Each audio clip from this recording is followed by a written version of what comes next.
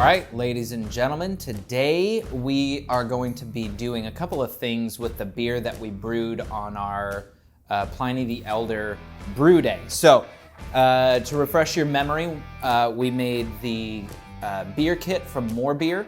I did 2 because we were doing a double batch. So I've got 10 gallons of 7-day-old beer. It's now beer because it's been fermenting that whole time in the Brewbuilt unitank here. So I'm gonna show you a couple of different things that we're gonna be doing at this point in the fermentation. We're gonna check its gravity, which means we're gonna see how far it's fermented so far. And we're gonna do that off of this with a hydrometer. That's a pretty easy process, but we're gonna see that. And then 2, I'm gonna show you a couple different ways that we can dry hop. So this recipe in particular has an absolutely monster dose of dry hop. So just to go through it, we're gonna be putting 6 ounces of Columbus, 2 ounces of Centennial, and 2 ounces of Simcoe, and that's gonna sit in this wort for 5 to 7 days. I'm gonna show you 2 different ways. One is with these nifty stainless steel screens. This is my preferred method because it doesn't clog anything up. But one of the benefits of these unitanks is that we have this tank down here at the bottom that once I start to cold crash, that means once we turn it cold and make it cold, all of the stuff, the yeast and the particulates are gonna drop down to the bottom, including the hops that we're putting in. And so with this much hops, it's gonna be a lot of volume. We're actually gonna be able to remove that over a couple of days. So I'll remove it, dump it, sanitize it, purge it with CO2, reconnect that I guess bucket down at the bottom and do that. If you use these stainless steel mesh tubes, essentially, like call them just giant tea bags, right? You don't have to do that because it's just gonna stay in here, and when you go to transfer it into your keg or your bottles, it doesn't really matter because they're just gonna stay in here and it is what it is. So, I'm gonna put the majority of them in these. I've found that if you put anything more than 3 ounces of hops into these, it just expands to where there isn't enough circulation and they're not getting exposure to the beer. So for maximum exposure, you can put them right in. And so I'm gonna do that with some of the hops. The rest I'm gonna put into these tubes so that I don't have to dump this bottom container at the bottom like 7 times. Every time you do that, you run the risk of adding oxygen or oxygenating your beer, and that's no bueno. So I'm just gonna do it the way that I normally do it. However, remember you can toss it in. You can also use mesh bags. You just sanitize the mesh bags, put the hops in them, drop them in, and do that. So let's go through these things in order. The first thing that I wanna do before I start messing with the beer and adding the dry hops, which don't change the gravity or alcohol content, but it's gonna make this kind of messy inside for a couple of days because those hops are gonna expand and just be kind of a juicy mess. So we're gonna take a gravity reading. And if you remember from what we were talking about before, that means that we're gonna calculate how much sugar, essentially, yeast food, is left in here. It may be nothing. It's been 7 days. We used imperial yeast that's an absolute beast. And I have a pretty good guess that this is gonna be done or almost done fermenting completely. One thing of note is back to that oxygen thing. If it's not done, my target was to hit it before it was completely done. Because after we dry hop, we're gonna remove this lid. If you don't have the ability of purging your fermentation vessel of oxygen, there's a risk of oxidizing your beer. It's most likely going to be fine. But if you have like a bucket fermenter, you just lift the lid up, drop your dry hops in as gently as you can, put the lid back on, and don't worry about it. One way to prevent oxidation is to do it before the end of fermentation because the yeast is still active in there and it's gonna push that oxygen that you introduced out as it creates more CO2 during fermentation. So my hope is that there's a couple of gravity points left. That way, anything that we do today isn't going to oxidize unnecessarily. So let's take a reading and find out. These have a port that comes with them. This is the X1 Uni Plus. And this port is really good. I did flush it there was trube in the way, but as soon as I opened it up past a certain amount, it kind of spat that out and did that. So this is gonna be a pretty clean transfer.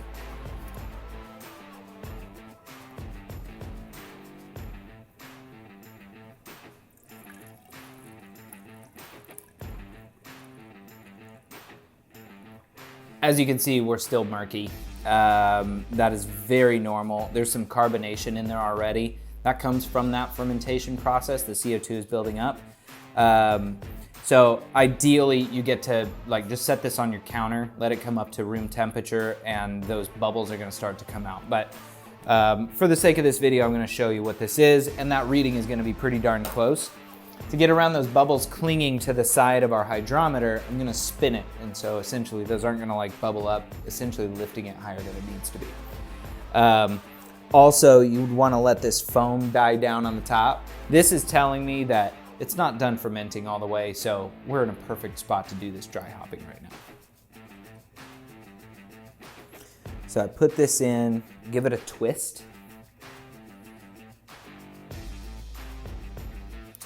Oh, she's happy. Fermented way out. I was wrong, it's very much done fermenting. I am at, yep, 1.009, so 1010 is what my target was. We're below that. This is an absolutely happy beer. It is dry, and this is gonna be fantastic. So, fortunately, this tank allows me to purge with CO2. So I'm gonna hook up CO2 to this and then essentially purge the oxygen out of the headspace doing that. So now here we are. I'm gonna go through the dry hop section.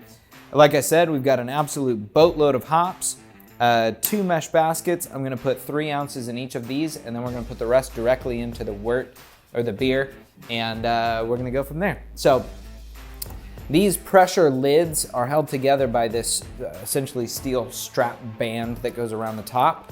That compresses, that's my blow off tube. That compresses a rubber gasket, which allows it to be allows pressure to be built up in here. You can go up to 15 pounds of pressure, and that's a good thing. So, before I open the lid, I'm gonna sanitize these, I'm gonna sanitize these one at a time, put the hops, put it in there. This whole process, remember on the cold side, it is critical that you stay completely sanitized. So these have been through the dishwasher, and also right over here, I've got a bucket of sanitizer. If you were just doing one, you could do the spray, just spray it till it's dripping, but in a brewery, you pretty much always have a bucket of sanitizer hanging out somewhere. So that includes your hands. So anything that's gonna come into contact with this beer needs to be perfectly sanitized.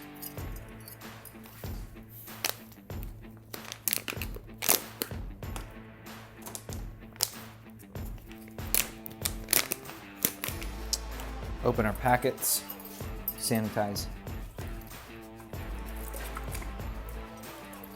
My hand is going into the plunge. So that's one.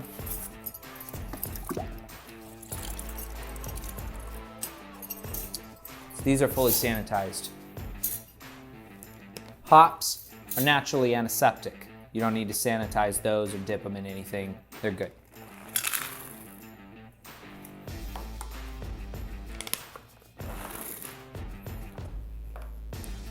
Right into that. Now I'm gonna set this directly onto the table while I fill the other one. Then we'll just dip the bottom back into the sanitizer before we take the plunge.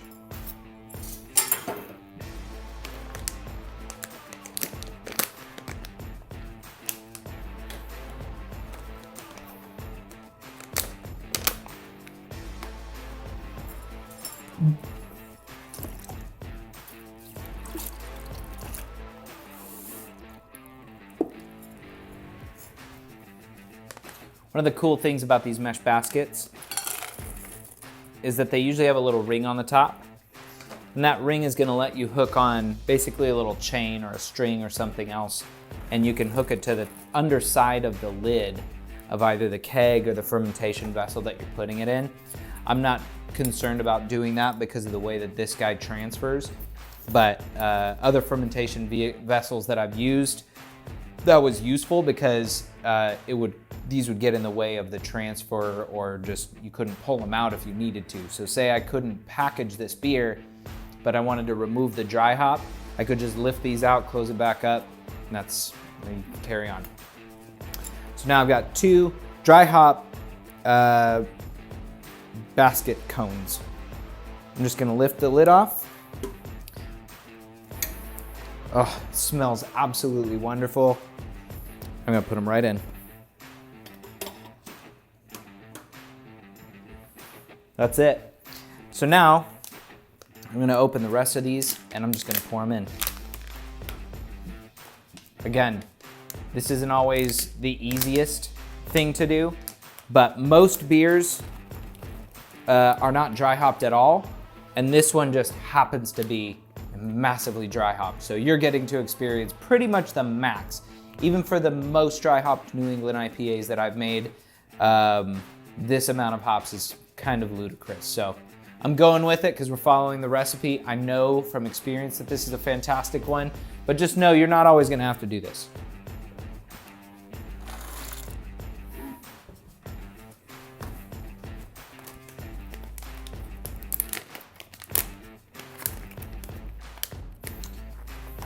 Just combining these bags so that the time spent over the open kettle or over the open fermenter is as least as possible.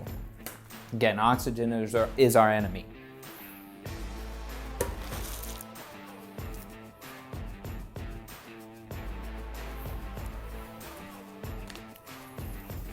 That's it. The beer is now dry hopped. I'm gonna set myself a calendar reminder for 7 days from now, and then it'll be time to transfer.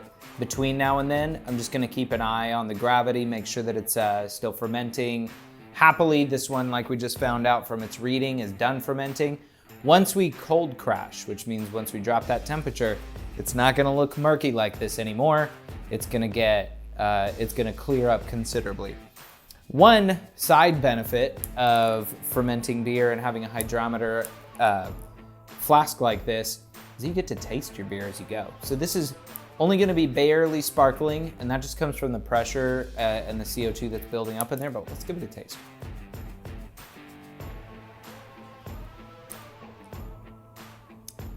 This is gonna be good. This is gonna be really good.